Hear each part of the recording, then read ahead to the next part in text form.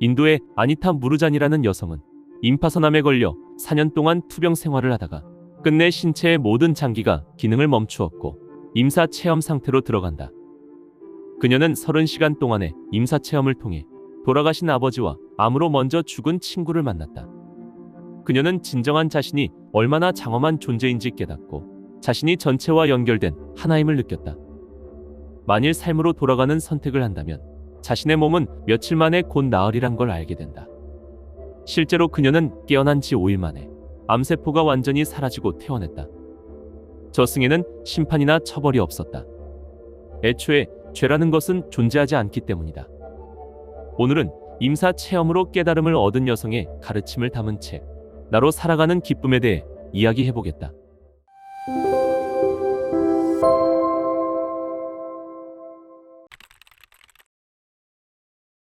임사체험을 하는 동안 나는 내 존재 자체만으로도 무조건적인 사랑을 받을 자격이 있을 뿐 아니라 나 자신이 특별하고 강력한 창조물임을 깨달았다. 우주가 나에게 주는 영원한 사랑을 거둬들이기 위해 어떤 특별한 씨앗도 심을 필요가 없었다. 나는 아무것도 성취할 필요가 없었다.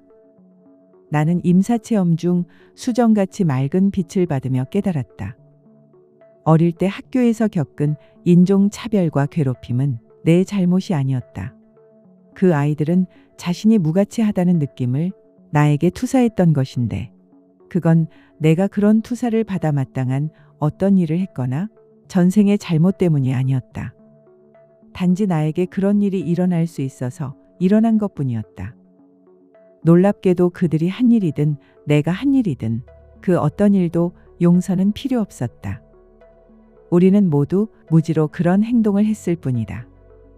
그리고 우리가 무지할 수밖에 없었던 것은 신성을 잊어버린 사회에서 자랐기 때문이었다. 당신을 괴롭히는 사람과 함께 연극을 하고 있다고 상상해보라. 그리고 연극이 끝난 후 각자의 역할에서 벗어나 홀가분한 마음으로 다른 스태프들과 함께 뒤풀이를 하고 있다고 생각하라. 그 사람은 이제 연극에서와는 전혀 다르게 아주 다정한 사람이다.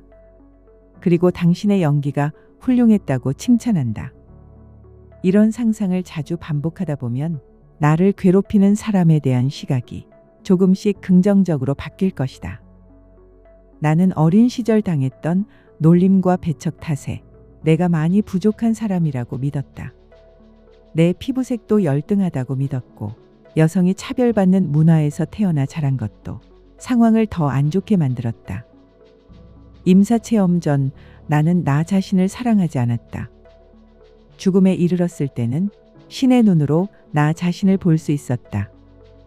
내가 갖고 있던 모든 믿음, 가치, 판단, 두려움은 진정한 나와 아무 상관이 없었다. 그때 본 나는 내가 상상한 어떤 것보다 위대한 존재였다. 우주는 내 존재 자체를 무조건적으로 사랑했으며 나는 그 우주의 아름다운 자식이었다. 그리고 나는 이 세상의 모든 존재들처럼 신성으로 창조된 존재였다. 나는 내가 말 그대로 빛의 존재임을 이해했다. 내가 빛의 존재이면 다른 모든 존재들도 빛의 존재일 수밖에 없었다. 다른 사람들로부터 사랑받고 싶다면 먼저 자신이 사랑스럽고 가치 있는 존재라고 느껴야 한다. 자신의 인생을 바꾸기 위해서는 두려움이 아닌 사랑으로 말하고 행동해야 한다.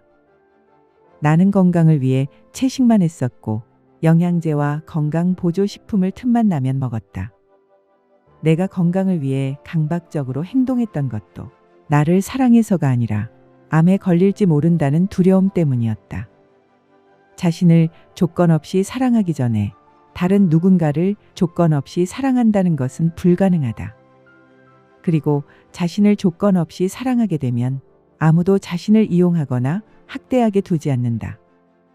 자신을 심판하지 않고 온전히 받아들일수록 상대에 대해서도 더 받아들일 수 있음을 알아야 한다. 자신을 온전히 받아들일수록 상대를 바꿔야 할 필요성도 사라진다. 어떤 사람이 어떤 이유에선가 당신을 막대하고 나쁘게 생각하고 있다면 당신 탓이라기보다 그 사람 자체의 문제인 경우가 더 많다. 우리는 진정한 자신을 잠시 잊을 수는 있을지언정 어떤 식으로든 전혀 망가질 수 없는 존재이다. 살면서 만나는 고난은 우리가 무언가 잘못되었음을 말하는 것이 아니다. 고난은 단지 우리 자신을 되찾아가는 여정에서 꼭 필요한 부분일 뿐이다. 어떤 이야기를 들었는데 흥분하거나 감격했다면 그냥 흘려보내지 말라. 그런 흥분과 감격이 바로 당신이 집중해야 하는 내면의 안내이다. 암이나 어떤 질병에 걸리는 것은 관점에 따라 선물이 되기도 하고 저주가 되기도 한다. 이 질병들은 전멸시켜야 하는 악마들이 아니다. 병에 걸린 것은 전생에 지은 나쁜 업대문도 아니다. 질병은 우리 몸이 우리와 소통하는 하나의 방식이다. 우리 몸은 질병을 통해 우리에게 더 나은 방식이 있음을 보여주려고 한다. 부정적인 사고방식 때문에 병에 걸렸다는 생각은 두려움을 조장할 뿐더러 사실도 아니다. 안 그래도 심신이 약해져 있는 환자에게 상처를 주는 것이고 가족들에게도 감당하기 힘든 압박을 가하는 것이다. 암 같은 질병은 싸워야 하는 적이 아니라 이쯤에서 인생을 다른 길로 한번 가보라는 일종의 조언으로 본다면 어떨까?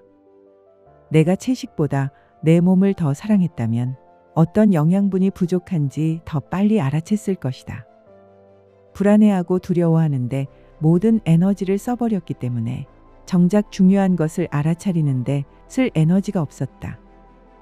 현대의학이나 자연요법의 도움을 전혀 받지 않아야 한다는 말은 아니다.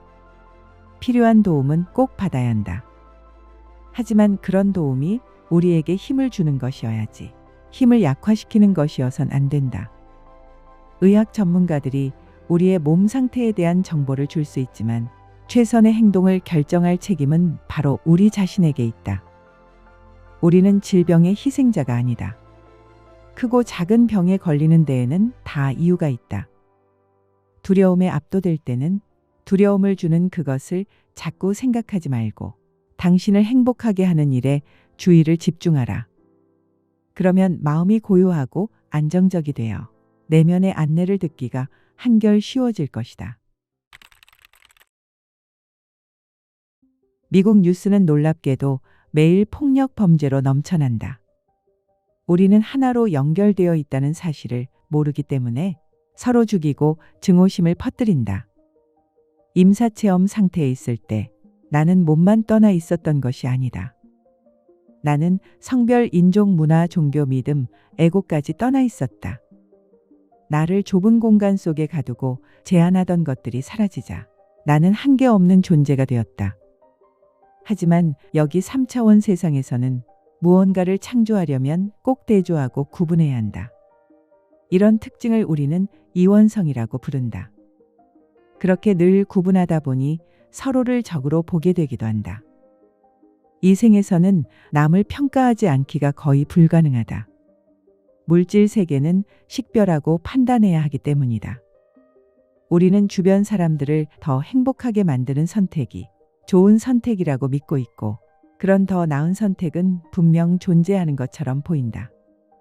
하지만 임사체험 상태에서 나는 우리가 서로 반대된다고 인식하는 성질들이 실은 전혀 반대되지 않는다는 걸 알게 되었다. 그것들은 서로 협력하며 움직인다. 모든 것이 동시에 인식되었으므로 무언가를 구분하고 분석할 필요가 없었다. 죽으면 삶의 전체 그림을 한눈에 볼 수 있게 된다. 그리고 평생 자신에게 왜 그런 일이 일어났고 왜 그런 선택을 했는지 이해하게 된다. 범죄자들도 그럴 것이다. 우리의 눈에 악마처럼 보이는 사람도 어쩔 수 없는 상황에 희생자인 경우가 많다. 나는 나에게 상처를 주었다고 생각했던 사람들조차 다 나를 위해 그랬음을 알게 되었다. 나는 사후 심판 따위는 없다는 주장을 한 이후로 가끔 공격을 받기도 한다.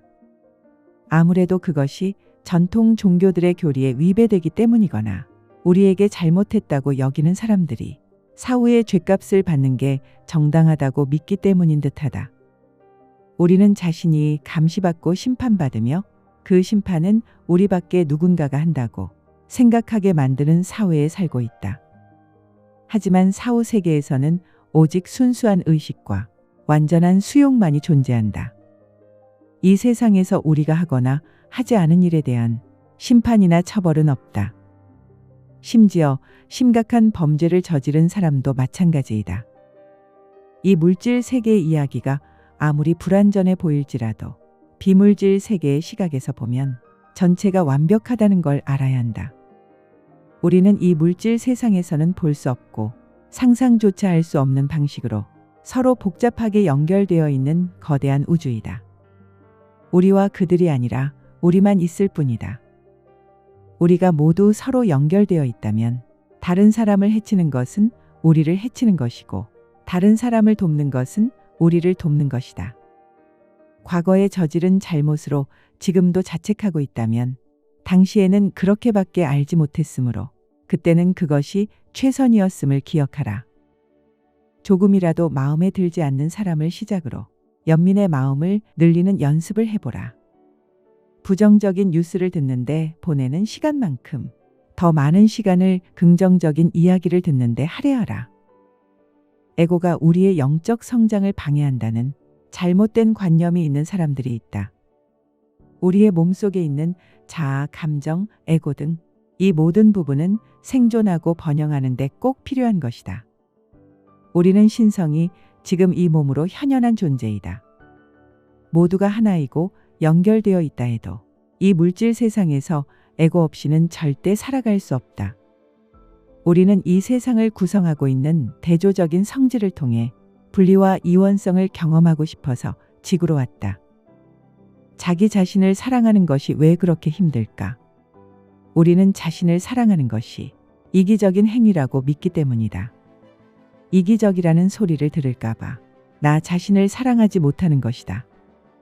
자신을 사랑하고 에고를 포용할수록 에고를 초월해 영원한 자아를 알아차리기가 더 쉬워진다. 나의 신성을 잊어버린 것이 내가 암에 걸린 이유 중 하나였다. 늘 긍정적으로 생각해야 할 필요는 없다. 고통, 분노, 슬픔, 좌절 같은 감정을 느껴도 괜찮다. 그것은 인간이면 누구나 느끼는 자연스러운 감정이다. 부정적인 감정들을 느낀다고 해서 실패한 것도 아니고 수행이 부족한 것도 아니다. 진정으로 고통을 받아들일 때 그 고통에 숨겨진 선물을 볼 기회가 생기는 법이다. 나는 끌어당김의 법칙이 사실이 아니라고 말하는 것이 아니다. 긍정적인 생각과 자세는 분명 도움이 된다. 하지만 우리의 생각과 자세 못지않게 있는 그대로의 우리 자신도 인생의 여러 사건과 상황을 끌어당긴다. 우리는 진정으로 우리에게 속하는 것이라면 반드시 끌어당기게 되어 있다. 다시 말해 긍정적인 것이든 부정적인 것이든 그 순간 진정으로 필요한 것이라면 어떻게든 다 끌어당기게 되어 있다. 우리 자신을 더 사랑하고 소중하게 여길수록 기쁘게 사는 것이 점점 더 자연스러운 일이 되고 그 느낌들을 더 많이 부르는 삶을 살게 될 것이다. 이때 우리는 자연스럽게 긍정적인 상태에 도달할 것이다. 그 상태에 도달하기 위해서는 더 이상 특정 방식으로 생각하거나 느끼려고 애쓰지 말아야 한다. 그리고 실망, 좌절, 고통, 슬픔을 포함한 모든 감정들을 있는 그대로 포용해야 한다. 이것들이 우리 인간성의 깊은 속성이기 때문이다. 부정적인 생각이 우리를 병들게 하는 것이 아니다. 진정한 자신을 외면하고 방치할 때 몸이 아플 확률이 더 높다. 부정적인 생각이 고개를 들 때마다 외면하지 않고 인정하며 온전히 느껴보라. 삶에서 중요한 것은 진정한 자기 자신이 되도록 스스로를 허락해 주는 것뿐이며 당신은 존재 그 자체로 완벽하다.